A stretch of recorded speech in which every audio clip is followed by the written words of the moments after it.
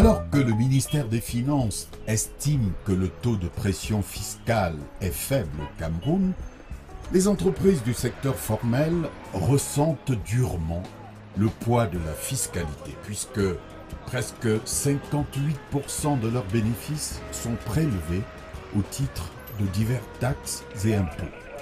Elles estiment que la loi des finances 2018 a encore consacré une augmentation contre-productive et inappropriée de la pression fiscale dans un contexte de ralentissement général de l'activité économique, ce qui peut compliquer le climat des affaires et pousser des investisseurs potentiels à aller voir ailleurs qu'au Cameroun.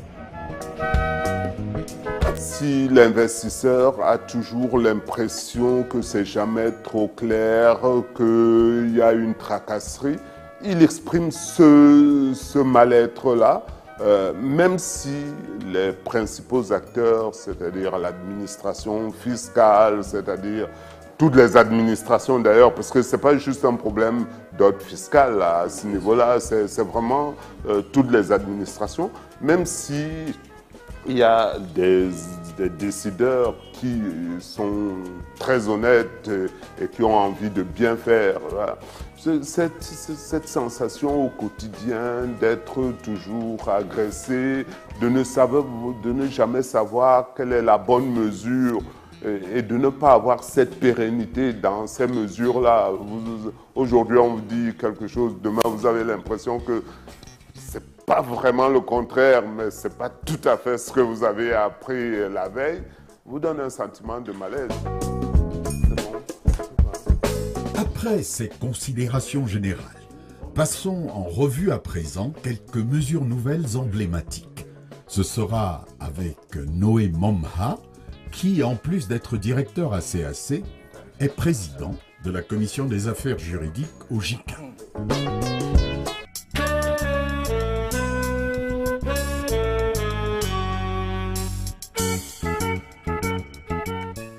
La loi des finances 2018 a réaménagé la procédure de remboursement des crédits de TVA en insérant de nouvelles mesures, telles que l'introduction des demandes de remboursement en ligne, l'instauration d'un contrôle a posteriori des crédits de TVA remboursés et surtout la catégorisation des entreprises éligibles au remboursement en entreprises à risque faible, moyen ou élevé, un classement préjudiciable. Ce qu'on remarque quand même, c'est que l'un des critères, n'est-ce pas, qui est dans la première catégorie, celle à risque faible, c'est que ce sont des entreprises qui relèvent de la division des grandes entreprises. Donc, de facto, on se rend compte que les PME sont un peu exclus, n'est-ce pas, de cette catégorie-là. C'est un peu dommageable pour elles parce qu'on ne peut pas considérer que toutes les PME ne soient pas à jour de leurs obligations ou ne les remplissent pas convenablement.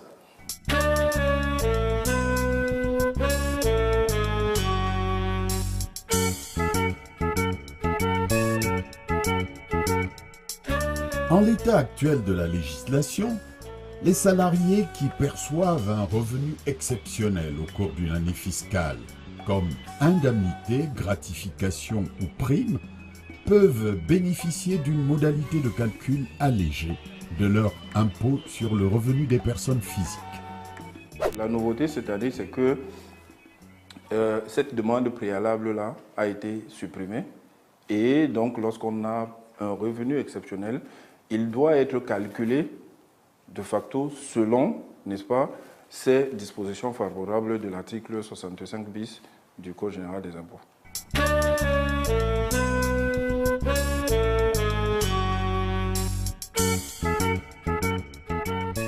Le droit du droit de timbre aéroport sur les vols internationaux passe de 10 000 à 25 000 francs CFA. Pour les personnes qui ont acheté leur billet d'avion en 2017, ils ont la possibilité de voyager jusqu'au 31 mars, n'est-ce pas, sans pouvoir payer le complément. Par contre, si le billet d'avion est utilisé après le 31 mars, n'est-ce pas, les agences devront s'assurer que le complément de 15 000 francs a été apporté sur le bien qui a été acheté, précisément. Le tarif du timbre communal passe de 600 à 500 francs CFA pour les papiers sous format A4. On remarque aujourd'hui le problème de monnaie, vous avez dû le subir lorsque vous êtes dans quelques commerces, y compris quand vous allez vers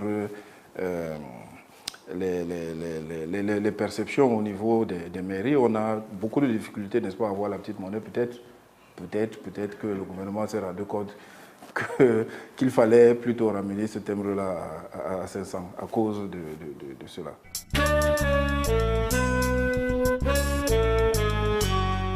Le délai d'exigibilité de la taxe foncière passe du 15 mars au 30 juin de chaque année.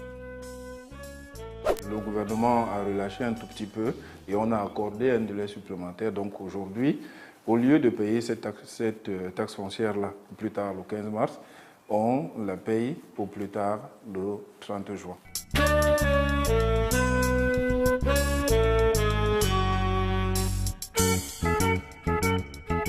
Partant du constat que les produits camerounais exemptés du droit de sortie ou qui ne supportent celui-ci qu'à un très faible taux ne se vendent pas mieux que ceux des pays de niveau similaire tels que la Côte d'Ivoire, qui taxent davantage leurs exportations, et pour ne pas encourager les exportations de produits camerounais dans leur état brut, sans la moindre transformation, la décision a été prise de rehausser le taux général du droit de sortie de 2 à 5% sur certains produits spécifiques tels que l'huile de palme, le piment, la noix de cola, le mil, sorgho, poivre et le légume appelé héros.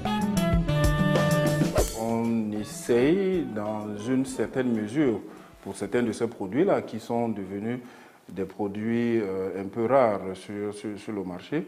On l'a vu dans les journaux, n'est-ce pas, des articles qui ont été faits sur la sortie, n'est-ce pas, massive de certains de ces produits, créant une certaine pénurie quand même ici localement.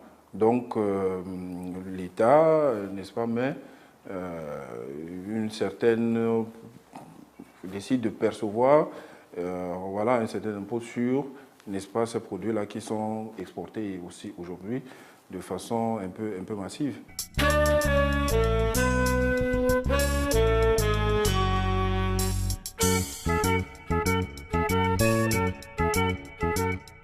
Le tarif préférentiel de la CEEAC, communauté qui comprend les États de la CEMAC et 4 autres pays d'Afrique centrale, dont la RDC et l'Angola, offre la possibilité d'exporter les produits camerounais sur l'ensemble du territoire de la sous-région en franchise de droits de douane et sans restriction quantitative.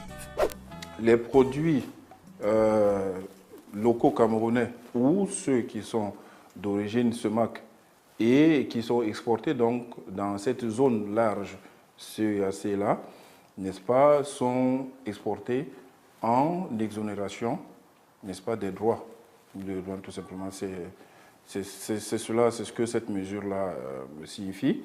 Mais cela signifie également, en contrario, que les produits venant, n'est-ce pas, de cette zone large-là vont également rentrer, n'est-ce pas, au Cameroun en exonération des droits, puisqu'il faut bien une réciprocité. Ce tour d'horizon des mesures fiscales nouvelles en 2018 montre que les entrepreneurs, comme le citoyen ordinaire, ont vraiment intérêt à connaître toutes ces dispositions qui impactent leur vie professionnelle. Nul n'est censé ignorer la loi, vous connaissez bien cet adage-là. Et si par mégarde, ils n'ont pas pris en compte dans la gestion de leurs finances quotidiennes ou de leur activité même, les dispositions nouvelles, ils vont se retrouver avec une taxation qui va jouer sur leur marge et donc sur les résultats que les actionnaires sont en droit d'attendre. Donc c'est une je dirais, obligation d'être informé de cela. Face à un système fiscal toujours plus agressif, les entreprises disent qu'elles sont à bout et que cet acharnement focalisé sur la petite poignée de celles qui ont fait le choix du civisme les pousse à la faillite ou vers le maquis fiscal. Si on a des conditions, un climat des affaires qui est plutôt propice à la création de la richesse, je le dis toujours et je le répète, il vaut mieux être dans une logique de création individuelle et collective des richesses qu'une logique de préemption des richesses. Quand vous êtes dans la préemption des richesses, que ce soit l'acteur individuel, l'entrepreneur qui préempte une richesse qui n'est pas la sienne dans le cadre des impôts non payés, etc., ou que ce soit l'administration qui préempte indûment la richesse créée par d'autres pour l'utilisation, quelle qu'elle soit aussi, je pense qu'il y a un sentiment d'injustice là qui, à long terme, fait bouillir, pas la marmite qui fait cuire des aliments, mais la marmite qui peut exploser.